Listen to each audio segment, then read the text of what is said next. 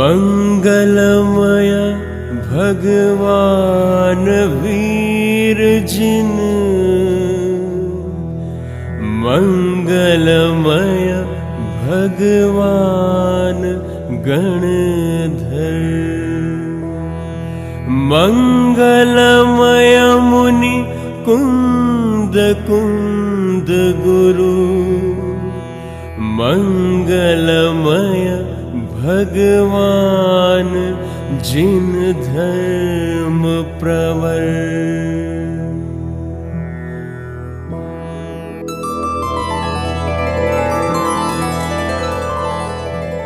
समय सार शुद्धात्म प्रदर्शक, प्रवचन सार वस्तु विज्ञान, विश्व व्यवस्था दिखा रहा, पंचास्तिकाय ग्रंथ महान, निश्चय मोक्ष मार्ग दिखलाता, नियम सार निर्ग्रंथ स्वरूप, धन्य अस्त पाहुड़ जग को, बतलाता मार्ग दिगंबर रूप, कुंद कुंद मुनि का हो हे उपकार महान,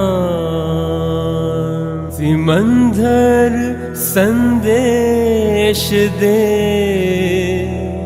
किया जगत कल्याण।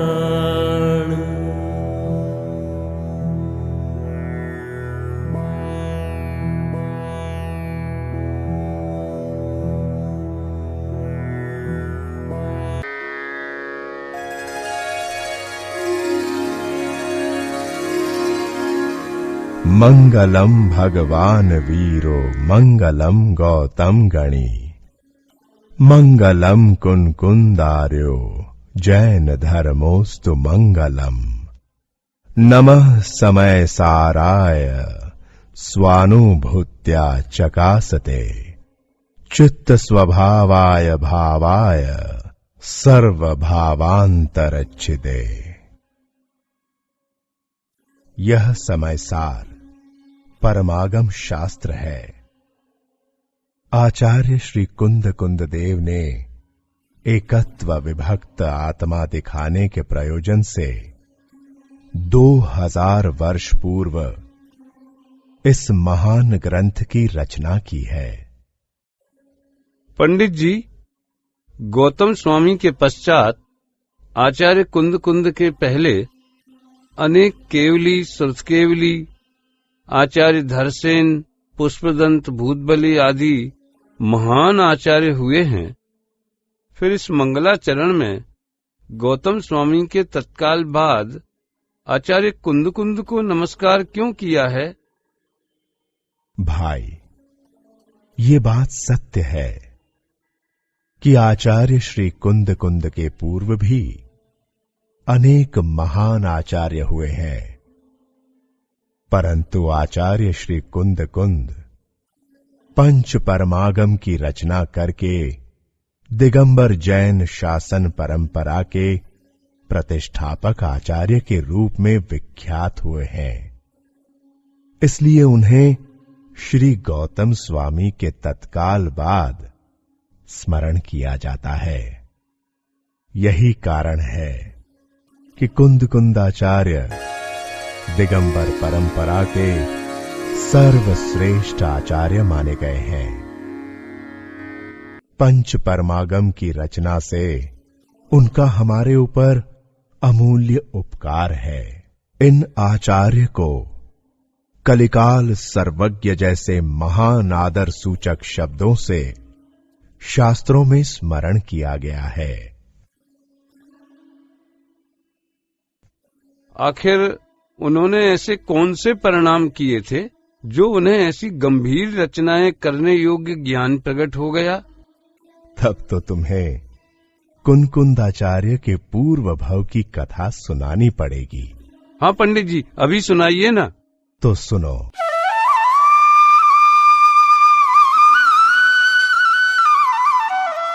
प्राचीन काल में यहां कौंडेश नामक एक भोला भाला ग्वाला रहता था।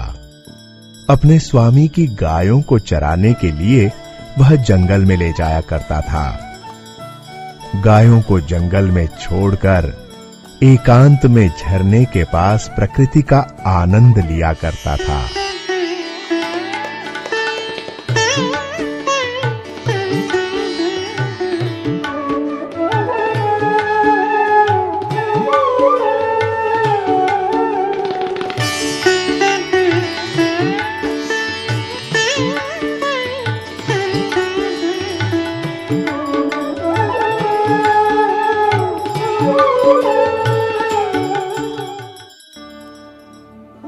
एक दिन सभ्य नागरिकों को जंगल में आते देखकर कौंडेश को बहुत आश्चर्य होता है।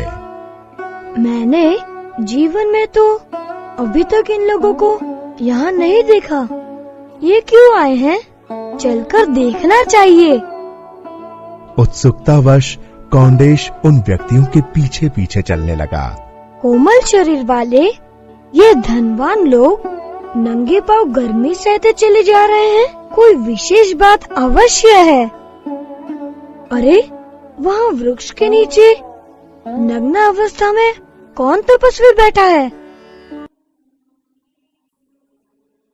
सभी जीव भगवान है। जगत के जड़ चेतन सभी पदार्थों का परिणमन स्वतंत्र है। तुम चेतन स्वरूप भगवान हो, जो कभी जलता नहीं, गलता नहीं, शाश्वत अमर है। स्वयं को पहचान कर स्वयं में लीन हो जाएं, तो सभी सुखी होंगे, कोई दुखी ना होगा। कौंडेश उपदेश समझने की कोशिश करने लगा। लेकिन मैं दुखी ग्वाला भगवान कैसे हो सकता हूँ? वह शाम तक सोचता रहा कि सभी तो मुझे मूर्ख कहते हैं। इन मुनिराज ने मुझे भगवान कहा। और फिर गायों को हाँक कर वह ले गया। रास्ते में तेज बारिश आरंभ होने से वह भीग गया।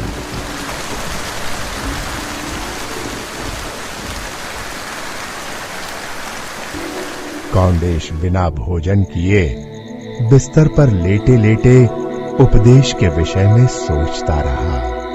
यदि मैं भगवान बन गया तो गाय कौन चराएगा?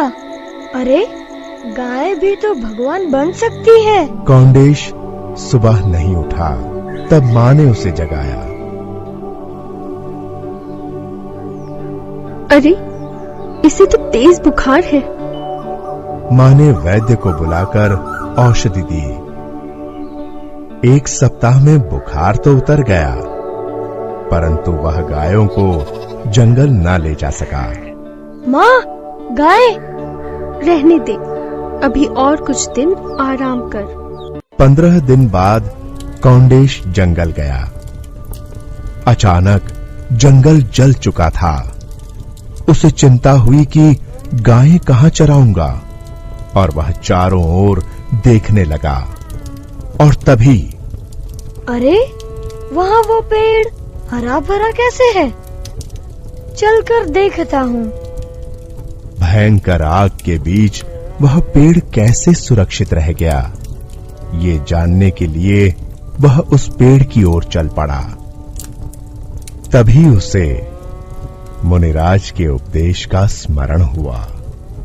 विश्व के जड़ चेतन के परिवर्तन स्वतंत्र है।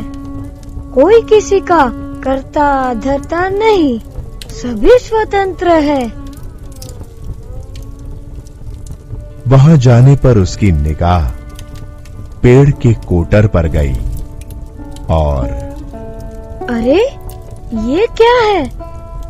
अरे वाह, ये तो कोई धार्मिक ग्रंथ मालूम पड़ता है, पर मैं तो पढ़ना ही नहीं जानता। शायद इस ग्रंथ के चमत्कार के कारण ये वृक्ष जला नहीं। यदि मैं पढ़ा लिखा होता तो पढ़ लेता, परंतु अब मैं इसका क्या करूं? मुनिराज कह रहे थे, आत्मा कभी मरता नहीं, जलता नहीं, गलता नहीं तथा सूखता नहीं। ठीक है, ये ताड़पत्र मैं उन मुनिराज को ही दे दूंगा। और कौंडेश जंगल में खोजता हुआ बहुत दूर निकल गया।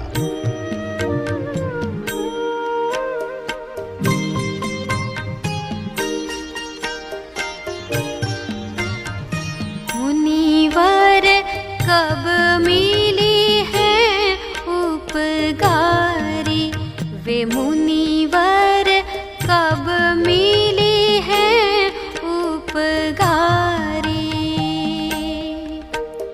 साधु दिगंबर नगन निरंबर, साधु दिगंबर नगन निरंबर, संवर भूषण धारी, वे मुनिवर कब मिले हैं उपकारी, वे मुनिवर कब मिले हैं उपकारी।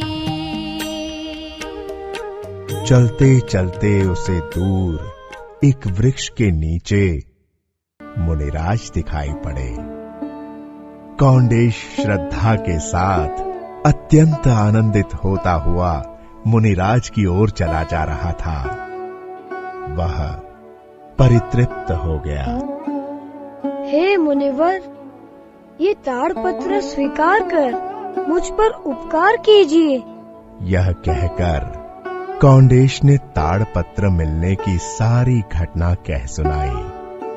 मुनिवर ने प्रसन्नता से कौंडेश को देखा तो उसने भोलेपन से पूछा कि मुनिवर, क्या ये आत्मा है? क्योंकि ये भी जला व गला नहीं है। हाँ भव्य, ये आत्मा नहीं है, परंतु इसमें हमारी तुम्हारी आत्मा की बात लिखी है। तुम्हें आत्मज्ञान अवश्य ही होगा और तुम सुखी भी होगे। तुम्हें हजारों वर्षों तक लोग याद करेंगे। वो कैसे? तुम्हें पता है, आज तुमने संसार के 2 महान कार्य किए हैं। वो क्या?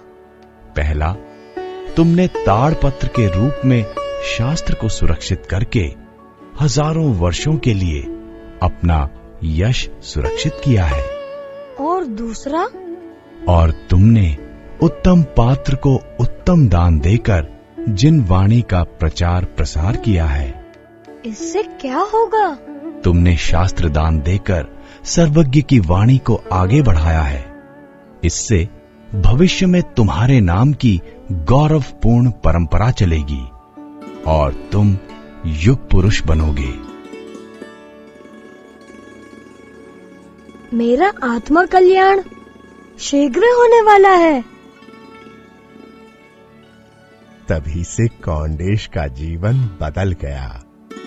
वह गायों पर और दयालु हो गया। जब सभी भगवान है, तो किस भूल से ये गाय और मैं ग्वाला बना?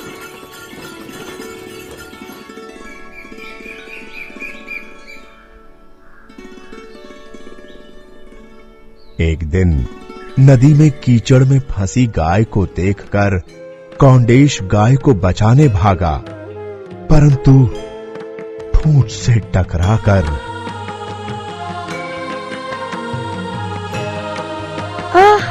अब तो प्राणांत तय है, अतः आहार जल का त्याग कर समाधि लेता हूँ। मृत्यु को प्राप्त हो कौंडेश ने कौंडकुंदपुर नगर सेठ के घर जन्म लिया। बधाई हो, बधाई हो, बधाई हो, बधाई हो, पुत्र रत्न हुआ है। पुत्र रत्न की प्राप्ति पर नगर सेठ बहुत प्रसन्न हुआ।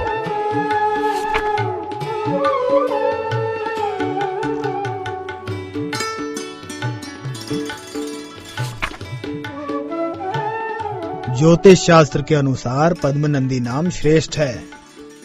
जाओ, सारे नगर में जन्मोत्सव की तैयारी करो। सेठ ने नगर में धार्मिक उत्सव किए।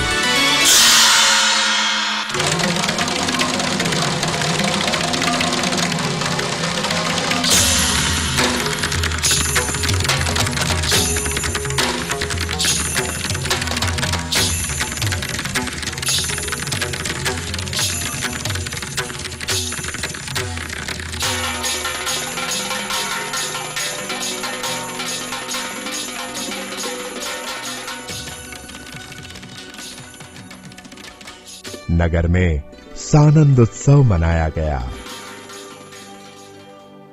सुना है नगर सेठ का पुत्र बहुत सुंदर है, क्या तुमने देखा नहीं? एक दिन पद्मनंदी बहुत रो रहा था।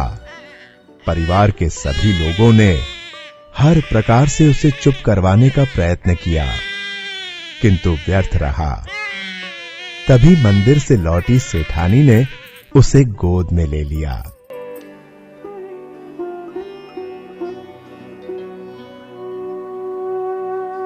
शुद्धोऽसि बुद्धोऽसि निरञ्जनोऽसि संसार माया परिवर्जितोऽसि संसार माया परिवर्जितोऽसि। आश्चर्य, माँ के द्वारा लोरी सुनाने से यह चुप क्यों हो जाता है? मेरा बेटा चुप क्यों होता? वह तो जागृति के गीत ही सुनना चाहता है। अवश्य ही, इस बच्चे में कोई असाधारण बात है। बेटा भी तो तुम्हारा है, सो धर्मात्मा और विवेकशील ही होगा सेठानी। तुम्हारा कथन सत्य हो बहन। पद्मनंदी कम सोता है, देर तक जागता हुआ माँ से लोरियां सुनता है। तू ही शुद्ध है, तू ही बुद्ध है, तू ही शुद्ध है, तू ही बुद्ध है, तू ही गुण अनंत की खान है। सुन चेतना अब जागना, सुन चेतना अब जागना। तू ही शुद्ध है, तू ही बुद्ध है, तू ही गुण अनंत की खान है। सुन चेतना अब जागना, अब जागना, सुन चेतना।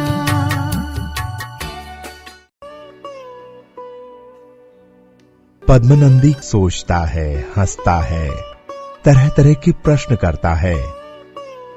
इस बात से सेठानी चिंतित होती हैं।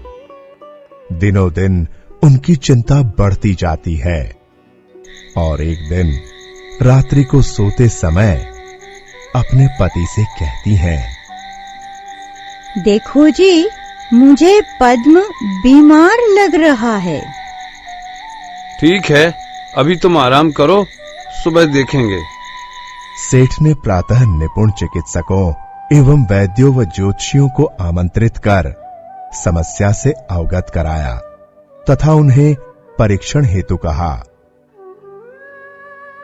परीक्षण के बाद उन्होंने अपने अपने सुझाव दिए। मानसिक थकान से निद्रा आती है। तीक्ष्ण एवं जागृत बुद्धि होने से ये बालक निद्रा नहीं लेता, किंतु इसमें चिंतित होने का कारण नहीं है। सेठ जी, आपने हम लोगों को बुलाकर महाउपकार किया है। ऐसे बालक के दर्शन कर हम कृतकृत्य हुए। यह बालक तेजवान महापुरुष होगा सेठ। आप लोगों का कहना सत्य है, किंतु परंतु कुछ नहीं। इतनी आयु में ऐसे शुभ लक्षण युक्त शिशु को नहीं देखा। तुम धन्य हो सेठ। आशीर्वाद एवं शुभ वचन कहकर सभी वैद्य आदि जाने लगे। और तब पंडित जी, दक्षिणा तो ले जाइएगा। हमें दक्षिणा मिल गई है सेठ जी। बालक का दर्शन कर हम कृतार्थ हुए। पुष्प की तरह प्रसन्नता बिखेरते हुए पद्मनंदी 4 वर्ष का हो चला। मां ने प्रारंभिक अक्षर ज्ञान के साथ धार्मिक शिक्षा देना भी आरंभ कर दिया। और एक दिन, बेटा पद्म, कुछ समय आकर पढ़ लो। नहीं माँ, मैं तुमसे नहीं पढ़ूंगा। अब तुम नई बात नहीं सिखाती हो मुझे। अब इस पद्म को क्या पढ़ाऊं? जो कुछ मुझे ज्ञान था वो तो इसने कुछ महीनों में ही सीख लिया। अब इसकी जिज्ञासा कैसे शांत करूं? हाँ, एक रास्ता अवश्य है। रात को मैं पढ़ूंगी और सुबह वही पद्म को पढ़ाऊंगी। यही ठीक रहेगा। प्रिय, आजकल दिन रात पुस्तकों में ही खोई रहती हो। कुछ देर और पढ़ लूं। सुबह पद्म को पढ़ाना है। माँ बनना सरल है, माँ का कर्तव्य निभाना बहुत कठिन है। शीघ्र ही पद्म के लिए योग्य गुरु की व्यवस्था करनी चाहिए, जिसे वो भी विद्वान बनकर सूर्य के समान प्रकाशवान बने। एक दिन प्रातः काल से ही कौंडकुंदपुर में बहुत हलचल थी। लोग प्रसन्न थे। वे आपस में कुछ बातें करते और जंगल की ओर बढ़ जाते। अरे भाई, सुबह सुबह कहाँ भागे चले जा रहे हो? क्या कोई संकट आ गया है? क्या तुम अब तक सो रहे हो? अरे अब तो जागने का समय है भैया। तुम साफ साफ बात क्यों नहीं करते? क्या बात है? तो सुनो, संकट तो अब जाने वाला है, क्योंकि आचार्य श्रेष्ठ जिनचंद्र को नगर के समीप जंगल में देखा गया है। सुनो ध्रुवेश, आज हो क्या रहा है तुम सबको? सुबह सुबह ही कहाँ? अरे, तुम्हें नहीं मालूम? कल शाम वयोवृद्ध आचार्य श्री जिनचंद्र जी को नगर के पास जंगल में देखा गया है। माँ, जल्दी उठो। देखो, आज सूर्य का उदय हुआ है। उठ रही हूँ बेटे पद्म, परंतु तुम्हें क्या हुआ? सूर्योदय तो रोज ही होता है, नया क्या है? हाँ माँ, मैं ही क्या, आज तो पूरा नगर ही धन्य होगा, क्योंकि आज के सूर्य का उदय ही ऐसा है जिससे अज्ञान का नाश होगा। पाप गलेंगे, ज्ञान के प्रकाश से सभी को मुक्ति का मार्ग मिलेगा। पहेलियाँ क्यों बुझाते हो पद्म? तुम तो मुझसे ही पांडित्य करने लगे। सीधी बात बताओ ना। बात यह है माँ कि आचार्यवर जिनचंद्र के रूप में सूर्योदय हुआ है। वे पास के जंगल में विराजमान हैं। सारा नगर उनके दर्शन करने जा रहा है माँ, और मैं भी। सुनो पद्म, मैं भी चल रही हूँ। पद्म माँ की प्रतीक्षा किए बिना ही चला गया। इस बात से माँ सोचती है कि इसे मुनिराज के प्रति इतनी श्रद्धा और निष्ठा है कि पद्म मेरा पुत्र होकर भी तनिक प्रतीक्षा न कर सका। सेठानी की सोच का बादल घना होने लगा और उनके मस्तिष्क रूपी आकाश पर छा गया। उनको अचानक पद्म के मुनि बनने का ख्याल आया कि वे स्वयं बुदबुदाने लगी। नहीं नहीं, मैं ऐसा कभी नहीं होने दूंगी। मेरा तो एक ही पुत्र है, मैं उसे मुनि नहीं बनने दूंगी। मेरा पुत्र तो भावी नगर सेठ है और ज्ञानी भी है मेरा पद्म। जंगल के पास सभी एकत्रित होने लगे। दूर वृक्ष के नीचे ही आचार्य श्री ध्यान मग्न हैं। सभी आचार्य श्री के वचनामृत पान करने की प्रतीक्षा में हैं। अरे भाई, हम तो प्रवचन सुनने आए थे, परंतु मुनिराज तो ध्यान में लीन है और मुझे देर हो रही है। हाँ, तुम सत्य कहते हो। साधु जनों या सज्जनों की संगति को धन व्यय करके भी प्राप्त करना चाहिए। हाँ भैया, प्रवचन से हमें ज्ञान प्राप्त होगा, सुख का मार्ग मिलेगा। भाई तुम कुछ भी कहो, अब मैं और अधिक समय व्यर्थ नहीं करना चाहता। आचार्य का भी कुछ कर्तव्य है ना, कि इतने लोग अपना कार्य छोड़कर यहाँ आए हैं।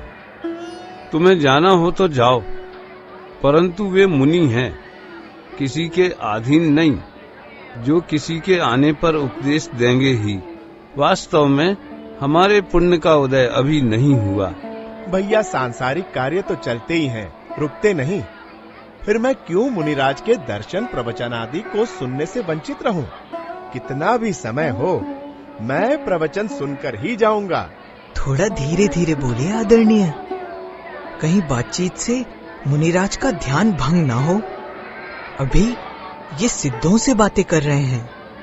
तभी मुनिराज का ध्यान भंग होता है।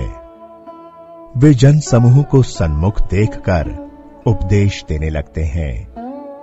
मुनिराज की जय हो, मुनिराज की जय हो, मुनिराज की जय हो, मुनिराज की जय हो। शुद्धात्मा को जाने बिना दुख ही दुख है। सुख के लिए अहिंसा, दया, सत आचरण करना चाहिए। यदि संभव हो तो मुनि धर्म धारण करना चाहिए। अरे, यह बात मैंने अब तक नहीं सुनी। अपूर्व बात है। धन्य है मुनि दशा। मेरे जीवन में ऐसी दशा कब होगी? विचार मग्न पद्म उठकर आचार्य के सन्मुख पहुंचा। पूज्यवर, आपके उपदेश से मैं संसार का स्वरूप जान गया हूँ। हे नाथ, मुझे जिन दीक्षा प्रदान कीजिए। हे भव्य, तुम्हारे विचार तो उत्तम है, किंतु परिजनों की अनुमति आवश्यक है। संत साधु बन के विचरूं, वह घड़ी कब आएगी? चल पड़ूं मैं मोक्ष पथ में, वह घड़ी कब आएगी? संत साधु बन के विचरूं, वह घड़ी कब आएगी? चल पड़ूं मैं मोक्ष पथ में, वह घड़ी कब आएगी? संत साधु बन के विचरूं।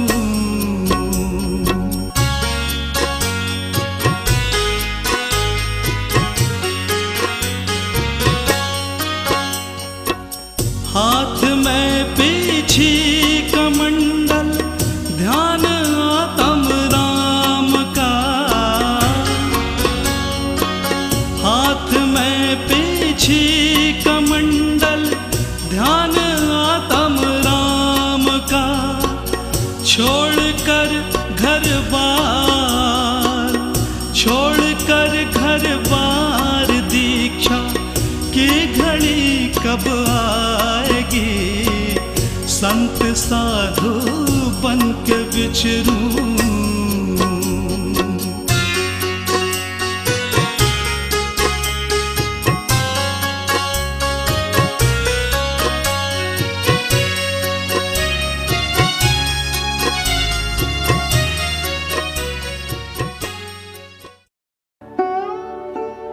माँ, क्या तुम मुझे अच्छा पुत्र मानती हो, मेरा हित चाहती हो और अनंत काल तक मेरी ही माँ बने रहना चाहती हो?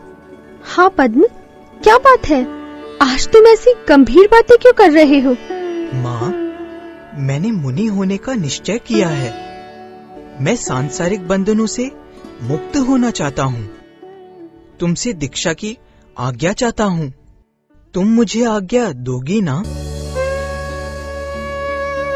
नहीं नहीं, ऐसा नहीं बोलो पद्म, अभी तुम्हारी पढ़ने खेलने की आयु है। अचानक पुत्र से मुनि बनने की बात सुन माँ का हृदय वियोग की कल्पना से ही तड़प उठा। उसने तरह तरह से पद्म को समझाने का प्रयत्न किया, किंतु सब व्यर्थ। पद्म ने दृढ़ निश्चय कर लिया था। जब मां का प्रयास भी विफल रहा तो उनके नेत्रों से अश्रुधारा फूट निकली।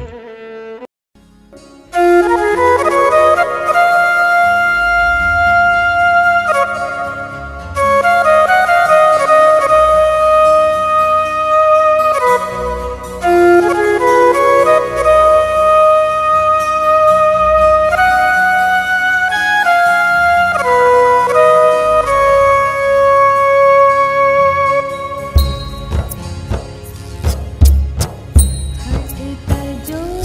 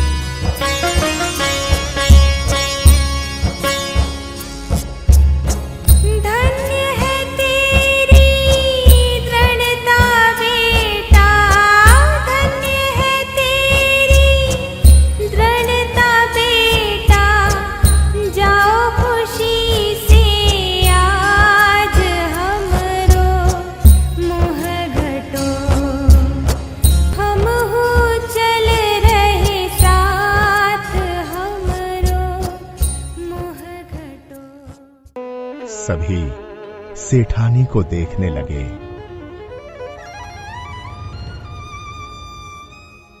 नहीं माँ, मैं अपने जन्म के लिए लज्जित हूँ। अब अनंत काल तक जन्म न लूंगा, किसी को कष्ट न दूंगा। इतने वर्ष संयम बिना व्यर्थ गवाए, परंतु अब न गवाऊंगा। तुम जानते हो पद्म कि मैं तुम्हें कितना प्यार करती हूँ। तुम ही मेरी एकमात्र संतान हो। मैं अपनी ममता को कैसे तजूं? नहीं नहीं पद्म, ऐसा नहीं होने दूंगी। तुम ही अनंत काल तक मेरे पुत्र कहलाओगे। मैं जानता हूँ माँ, इसीलिए तुमसे दीक्षा की आज्ञा चाहता हूँ। अब मैं इसी जन्म तक तुम्हारा पुत्र कहलाऊंगा। मैं प्रतिज्ञा करता हूँ कि अब किसी और को अपनी माँ नहीं बनाऊंगा। अतः अब तुम अपनी ममता को मेरी राह में न लाओ माँ। तुम्ही ने तो मुझे शिक्षा दी है। पर ऐसा संभव कैसे? पद्म का निश्चय गलत तो नहीं, और फिर माँ का मोह पुत्र को रोक रहा है। वियोग के डर से मैं स्वार्थी बन रही हूँ। धिक्कार है मेरा मोह, जो सन्मार्ग पर चलने वाले पुत्र के सुख में ही बाधा बन रहा है। कौन कहता है कि मैं रोती हूँ? अरे निर्मोही पुत्र की सिंह गर्जना से मोही माँ का मोह नेत्र पथ से बहकर पुत्र के पथ को प्रक्षालित कर रहा है। फिर ये आंसू क्यों गिर रहे हैं? ये आंसू नहीं, जन्म मृत्यु को जीतने वाले पुत्र पर दोनों नेत्रों से जल भरकर महामस्तकाभिषेक कर रही हूँ। और सुनो पद्म, तुम्हें मेरी ममता की सौगंध, तुम अनंत काल तक मेरे ही पुत्र रहोगे। जाओ, मैं तुम्हें भवनाशिनी चैनेश्वरी दीक्षा की सहर्ष अनुमति प्रदान करती हूँ। ठीक है माँ, मैं जानता था तुम अवश्य अनुमति दोगी। तत्व ज्ञानी जो हो और मेरी गुरु भी। संसार लगने लगा अब असार, निज गायक की सुधि आई।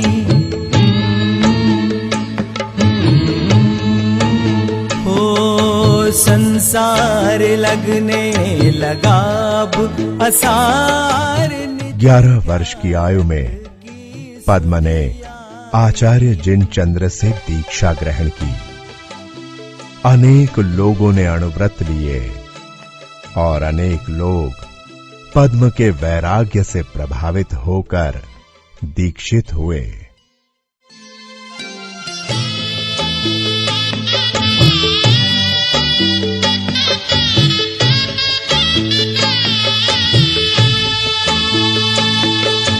दशो दिशाओं की चुनरिया ओढ़ चले मुक्ति डगरिया। मुक्ति नगर को चले दिगंबर, हर्षित धरा और अंबर। स्वर्गों से पुष्पों की वर्षा अपार, दिगंबर मुद्रा मन भाई। ओ संसार लगने लगा अब असार, निज गायक की सुधि आई।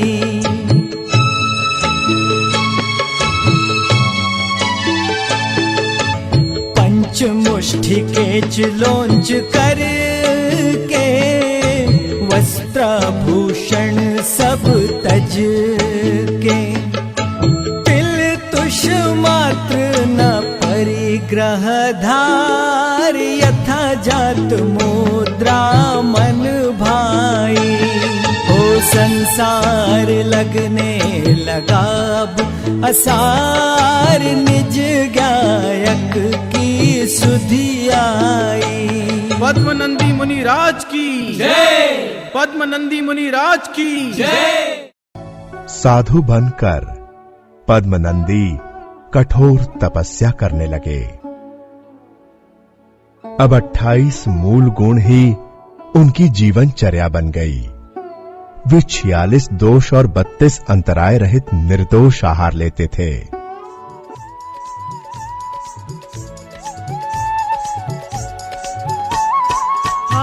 कमंडल बगल में पिछी है, हाथ कमंडल बगल में पिछी है, मुनिवर पे सारी दुनिया रिझी है, मुनिवर पे सारी दुनिया हे स्वामी, रिझी है। नमोस्तु नमोस्तु नमोस्तु नमोस्तु। गगन दिगंबर मुनिवर आए हैं, मुनिवर मुनिवर आज मेरी कुटिया में आए हैं।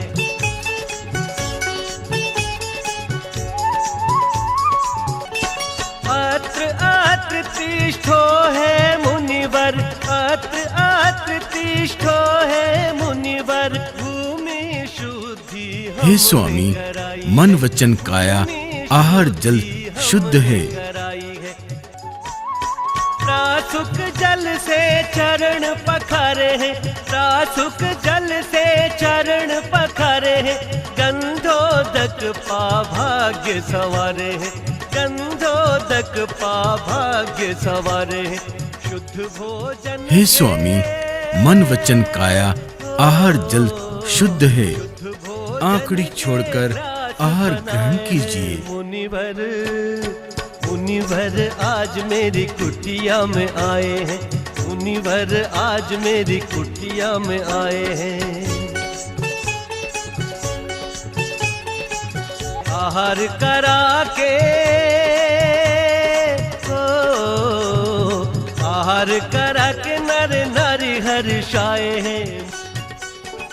अन्न शन अवमौदर्य आदि 12 तप करते हुए तथा 22 परिशह सहते हुए कर्मों की निर्जरा करने लगे। उनकी कीर्ति चारों ओर फैलने लगी। अरे देखो, मुनि पद्मनंदी का तप, कई दिनों से आहार भी नहीं लिया। संघ के साधु भी उनकी तपस्या से प्रभावित हुए। देखो तो सही, दीक्षा में चाहे हमसे छोटे, परंतु ज्ञान ध्यान एवं तपस्या में हम सबसे श्रेष्ठ। धन्य है उनकी साधना।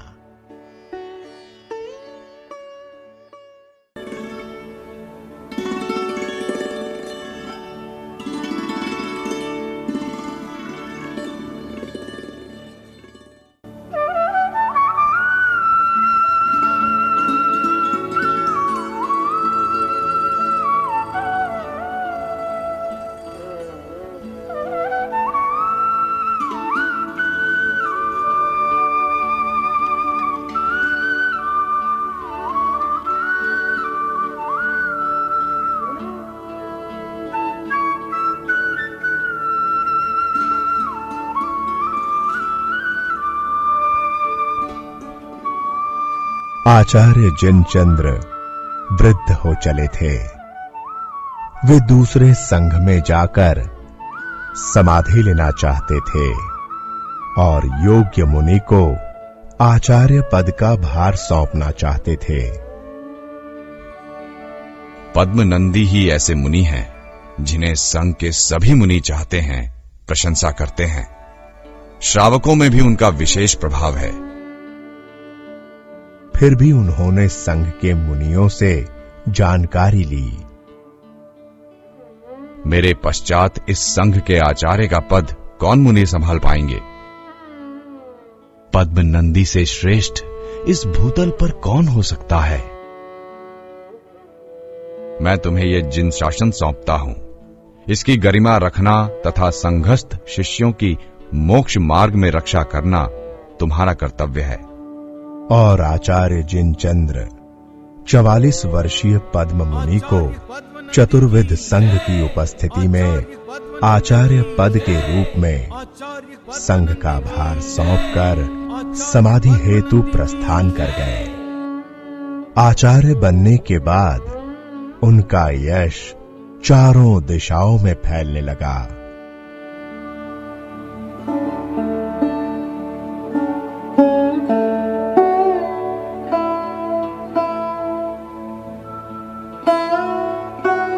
कौंडकुंदपुर जन्मस्थान होने से पद्मनंदी कुंद कुंद नाम से प्रसिद्ध हुए।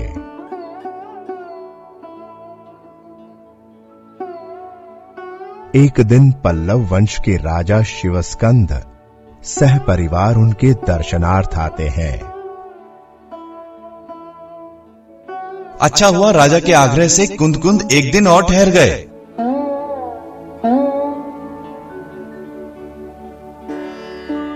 कुंद कुंद से प्रभावित होकर राजा शिवस्कंद भी मुनिवेश धारण कर संग के साथ हो लिए। हमें भी राजा के श्रेष्ठ निर्णय का अनुकरण करना चाहिए।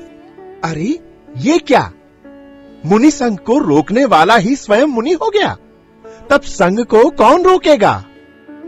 निर्जन गुफाओं तरुकोटरों में रहते व महीनों निराहार रहने पर भी कुंद कुंद का शरीर स्वर्ण सा रहने लगा।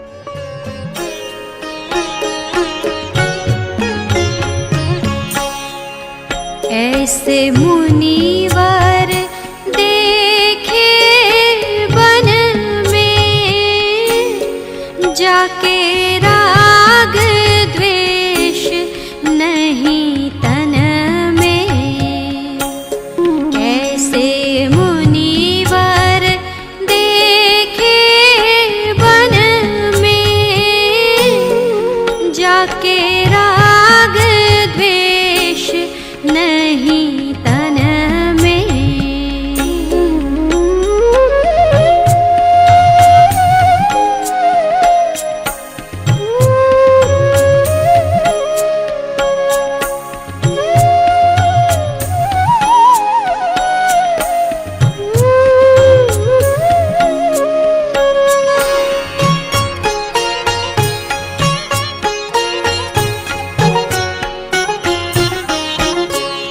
ग्रीष्म ऋतु शिखर के ऊपर, ग्रीष्म ऋतु शिखर के ऊपर, वे तो मगन रहे ध्यानन में। वे तो मगन रहे ध्यानन में।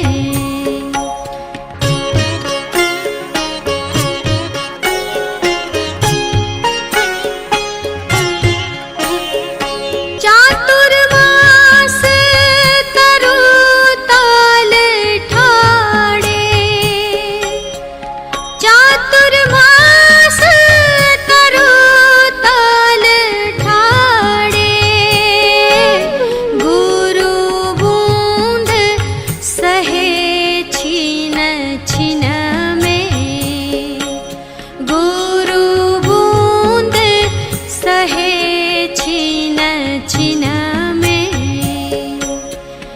ऐसे मुनिवर देखे वन में, जाके राग द्वेष नहीं तन में।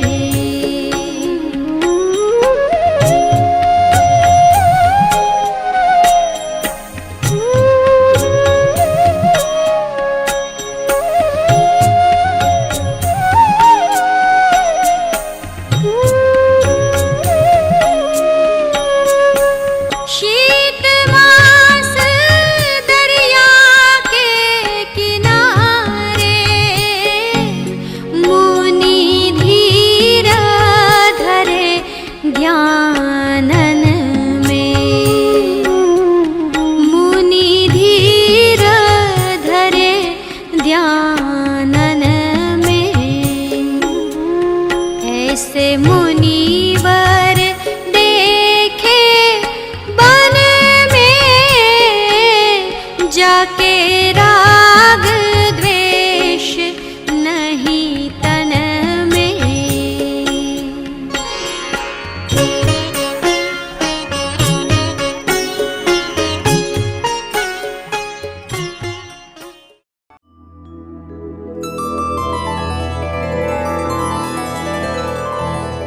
विक्रम शक प्रारंभ में, घटना एक सुखदाई। जिससे ध्वनि विदेह की भरत क्षेत्र में आई।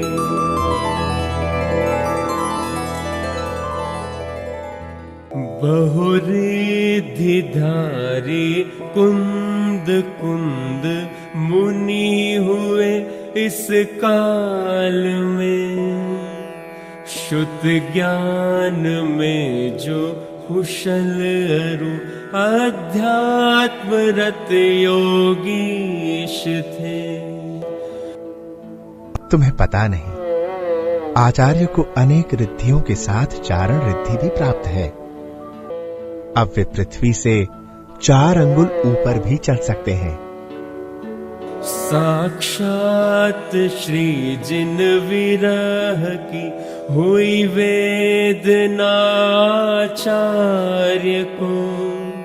हा सिमंदर नाथ का नहीं दर्श है इस क्षेत्र को।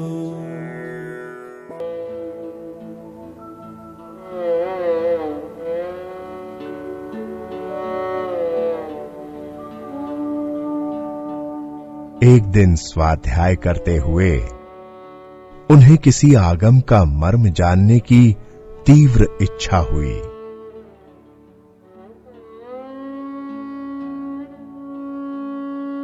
इसका समाधान महाविधेय के तीर्थंकर सीमंधर भगवान ही कर सकते हैं।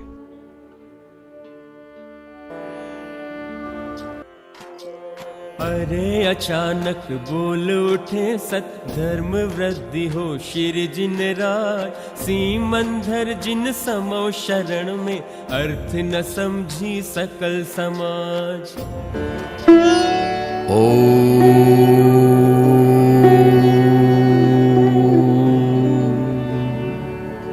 सद्धर्म वृद्धिरस्तु।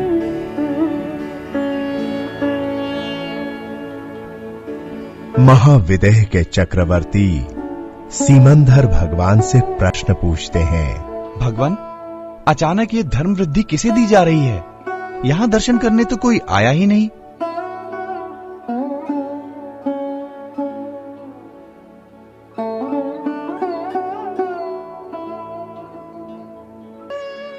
भरत क्षेत्र के महासमर्थ आचार्य कुंद कुंद मुझे नमस्कार कर रहे हैं। तभी वहां उपस्थित 2 चारण रिद्धिधारी मुनि सोचते हैं, हमें ऐसे महान तपस्वी व अभीक्षण ज्ञानोपयोगी संत के दर्शन करने चाहिए। फिर तो अविलंब चलना ही चाहिए। भरत क्षेत्र में भक्तजन कुंद कुंद आचार्य के दर्शनार्थ खड़े थे और तभी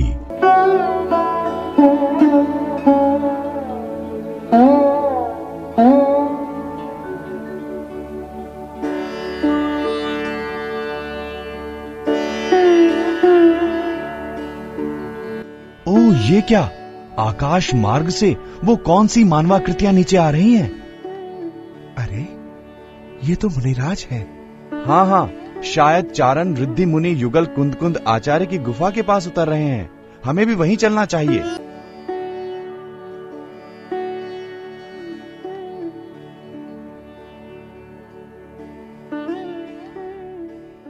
मुनि युगल नीचे उतरकर आचार्य कुंद कुंद की वंदना कर विराजते हैं और अपना परिचय देते हैं। पूज्यपाद गणधर देव की क्या आज्ञा है? आज्ञा जिनकी दासी हो, जो धर्म के गौरव हो, महाविधेय में जिनकी कीर्ति हो, चरित्र की चर्चा हो, उनके लिए क्या आज्ञा हो सकती है? क्या आपको साक्षात तीर्थंकर देव के दर्शन की इच्छा नहीं होती? क्यों नहीं, ये दुर्बलता अभी शेष है। क्यों ना आप भी हमारे साथ चलें? विचार तो उत्तम है। वहां जाकर कुछ शंकाओं का समाधान होगा। आपको चारण रिद्धि तो प्राप्त है ही। आप भी हमारे साथ चलकर सीमंधर भगवान के दिव्य वचनामृत का पान करें।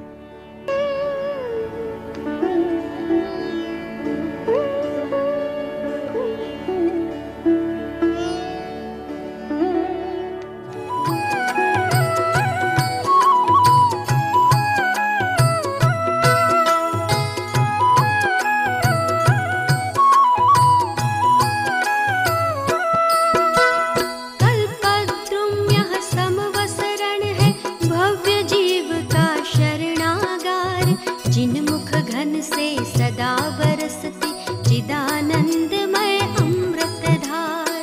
कल्पद्रु में यह समाः शरण है, भव्य जीव का शरणागार। जिन मुख धन से सदा बरसती चिदानंदमय अमृत धार। चिदानंदमय अमृत धार।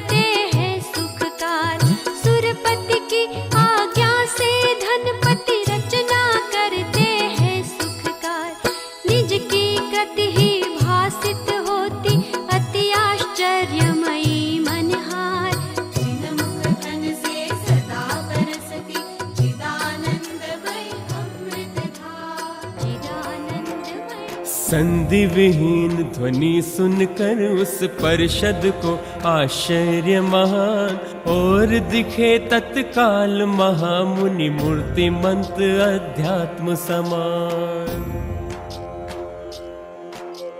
हाथ जोड़कर खड़े प्रभु को नमे भक्ति में लीन हुए। नग्न दिगंबर छोटा सा तन विस्मित थे सब लोग हुए। विस्मय से चक्री पूछे हैं, नाथ कहो ये कौन महान। 500 धनुष ऊंचे चक्रवर्ती आश्चर्य से पूछते हैं, भगवान ये छोटे शरीर वाले मुनिराज कौन हैं? ये भरत क्षेत्र के महातपस्वी व श्रुत ज्ञानी मुनिनाथ कुंदकुंद हैं। हे समर्थ आचार्य भरत के करे धर्म की वृद्धि महान। जिनवर की यह बात सुन, हर्षित सकल समाज। हे लाचार्य सभी कहे, छोटे से मुनिराज, छोटे से मुनिराज।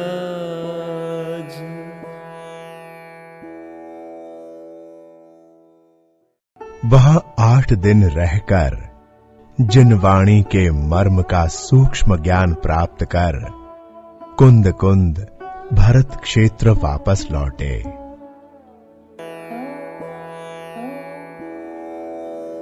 प्रत्यक्ष जिनवर दर्श कर बहु हर्ष लाचार्य को। ओंकार ध्वनि सुन कर अहो अमृत मिला मुनिराज को। सप्ताह एक ध्वनि सुनी श्रुत केवली परिचय किया। शंका निवारण सभी कर फिर भरत पुनरागम हुआ।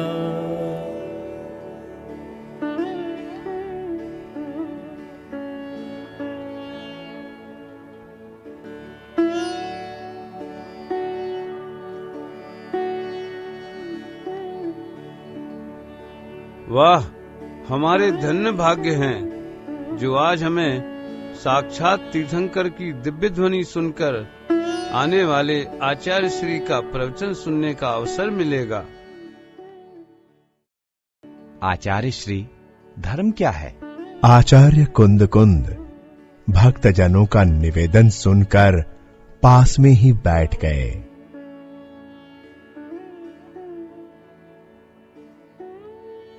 चारित्र ही वास्तविक धर्म है। धर्म में ही समता भाव की उत्पत्ति होती है। आचार्य श्री कुंद कुंद सर्वप्रथम पुन्नूर पर्वत पर जाकर समय सार की रचना करते हैं। समय का सार ही समय सार है, जो आत्मानुभूति है।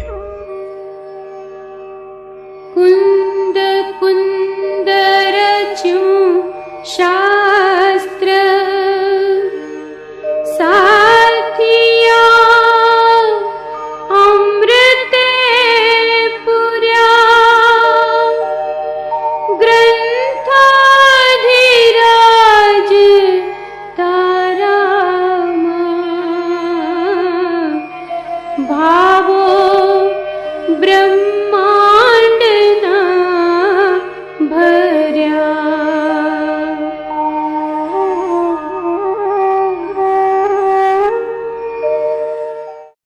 उत्तर भारत में विहार करते समय साधुओं के आचरण को देखकर वे कहते हैं,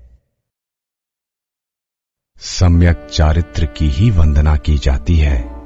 इसके बिना व्यक्ति ना तो सच्चा मुनि हो सकता है और न ही श्रावक। जो मुनिवेशी होकर भी शिथिलाचारी है, स्त्री संपर्क करता है, वो तो मुनि है ही नहीं, तिर्यंच है। उनके तर्क संगत आत्महितकारी वचनों को सुनकर लोग प्रभावित हुए। श्रावक चर्चा करने लगे, देखो तो सही, 700 मुनियों का संघ, एक तरफ अध्यात्म की प्रतिष्ठा और दूसरी ओर चरित्र को जीवित किया। हाँ हाँ, क्यों नहीं। यदि कुंद कुंद आचार्य ना होते तो साधुओं में आए भ्रष्ट आचरण को कौन रोक सकता था। लोग तो सर्वत्र मोक्ष पाने को बैठे थे या फिर नग्न होकर पूजे जाने के लिए आतुर थे। मुनि धर्म का निर्वाह कौन करे। अब तो हाथ भी कांपने लगे। भगवान महावीर के उपदेश को संपूर्ण भारत में प्रचारित करते हुए आचार्य श्री कुंद कुंद ने 84 पाहुड़ ग्रंथों की रचना की।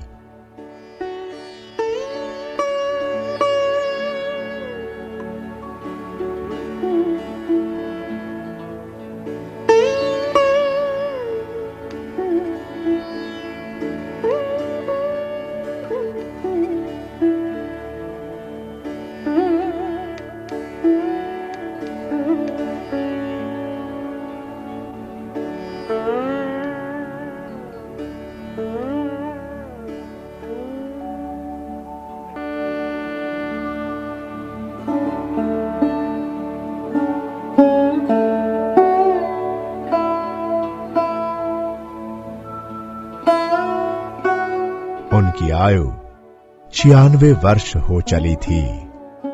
उन्हें योग्य शिष्य की तलाश थी, जिसे संघ के आचार्य पद पर स्थापित करना था।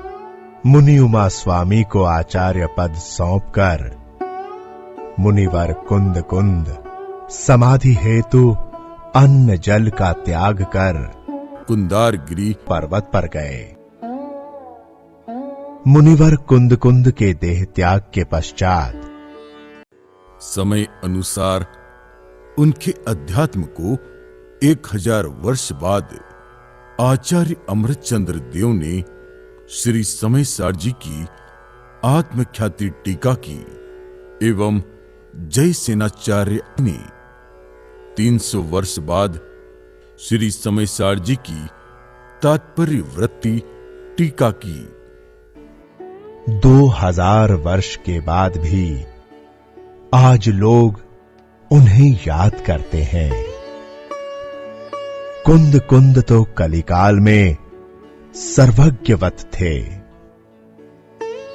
जिन अध्यात्म के प्रतिष्ठापक आचार्य कुंद कुंद का स्थान दिगंबर जिन आचार्य परंपरा में सर्वोपरि है। 2000 वर्ष से आज तक लगातार दिगंबर साधु अपने आप को कुंद कुंदाचार्य की परंपरा का कहलाने में गौरव का अनुभव करते आ रहे हैं। हुए ना हैं, ना होएंगे, मुनिंद कुंद कुंद से।